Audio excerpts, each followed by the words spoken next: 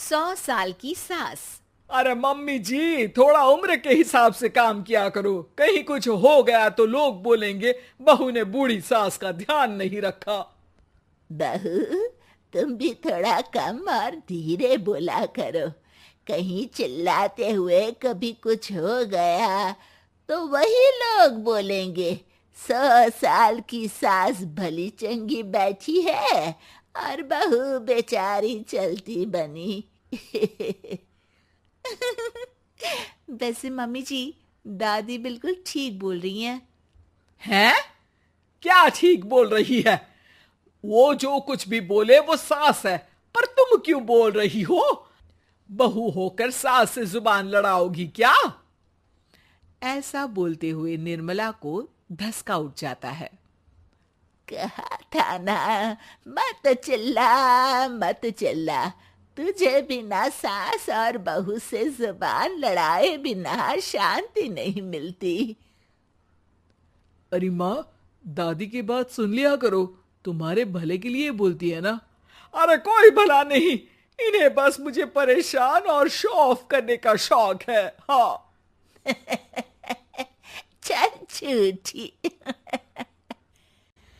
इस परिवार में 3 पीढ़ी की औरतें रहती है, जिनका हर समय कोई ना कोई अलग ड्रामा चलता ही रहता है, जिससे और किसी का पता नहीं, लेकिन सूरज बहुत परेशान रहता है।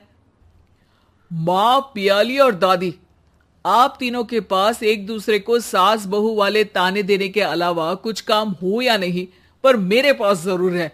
इसीलिए पियाली, जरा लंच ले आओ, मुझे ऑफिस भी जाना होता है। इस पर पियाली सूरज को लंच देती है और वो ऑफिस चला जाता है, जिसके बाद तीनों एक बार फिर अपनी बातों या कह लो कि नोक-झोंक में लग जाती हैं। इसी में दिन बीत जाता है। रात को सूरज के साथ उसके दोस्त भी खाने पर आते हैं। पियाली, मेरे कुछ दोस्त आए हैं। सॉरी, अचानक प्लान बना तो बता नहीं पाया। तुम जल्दी से डिनर बना दो ना। अरे वाह रे आलसी माँ की आलसी बेटी, पहले बिना बताए दोस्तों को घर ले आओ, फिर बोलो जल्दी से डिनर बना दो। इतनी जल्दी है तो खुद बना लो। अरे माता, सब बाद में दिखा देना, अभी खाना बना दो ना प्लीज।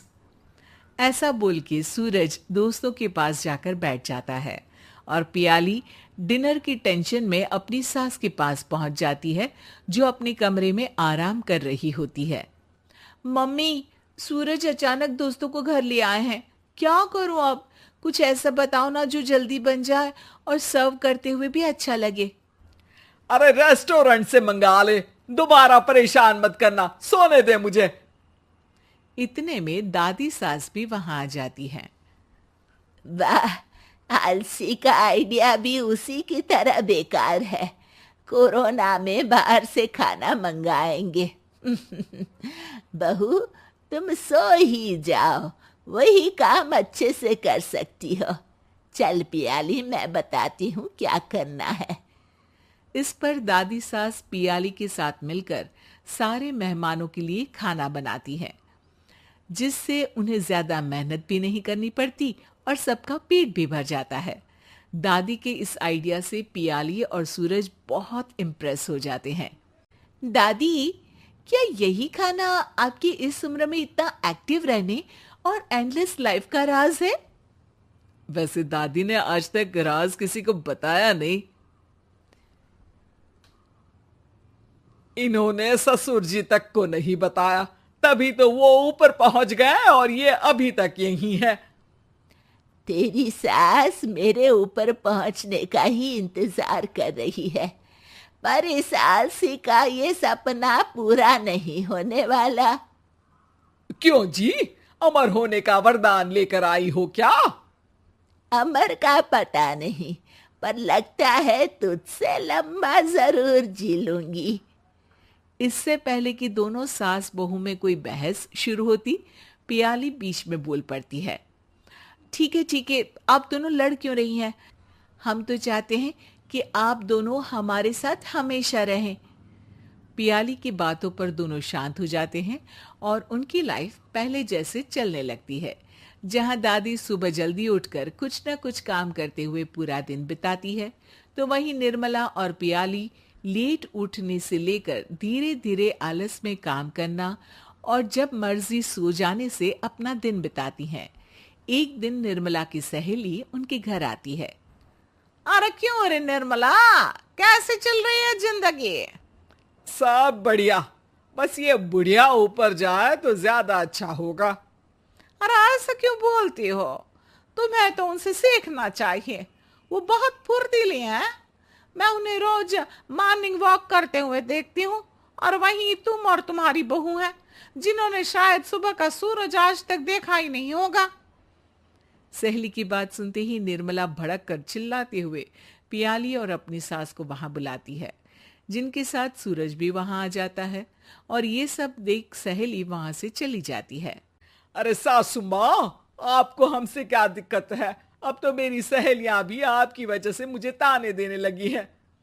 मम्मी जी, कुछ तो लोग कहेंगे, लोगों का काम है कहना, आप इग्नोर करो ना। अच्छा, वैसे महारानी, वो तुम्हें भी वही सब बोल रही थी? है? मैंने क्या किया? अरे किलस क्यों रही हो? अब तो समझो और अपना लाइफस्टाइल सुधारो। ओ मोरी मैया, अब हमारा लाइफस्टाइल भी खराब हो गया क्या? आपका तो हाई फाई है ना, बस उतना ही ठीक है। तुम लोग हमेशा पूछते हो ना कि मेरी इस उम्र और अभी भी इतने एक्टिव रहने का राज क्या है, तो वो ये लाइफ स्टाइल ही है जिसे हाई फाई नहीं पर सिंपल कहते हैं। दादी, अब कहना क्या चाहती हो? यही कि मैंने अपनी जिंदगी में बहुत किताबें पढ़ी हैं, जिनमें एक किताब से मुझे ये समझ में आया कि हम कितने गलत तरीके से जिंदगी जीते हैं। उसी के बाद मैंने एक अच्छे जीवन के लिए इकिगाई रूल अपनाया, जिसका मकसद तो सिर्फ अच्छा जीवन जीना था। इतना लंबा कैसे जी गई मुझे खुद अचंभा होता है। ओह, तो मतलब आप मुझे परेशान नहीं करती थी? वो तो आप करती हैं। वैसे ये इकिगाई क्या है? थोड़ी रिसर्च खुद भी कर लो आलसियों, सब मैं ही बता दूं क्या?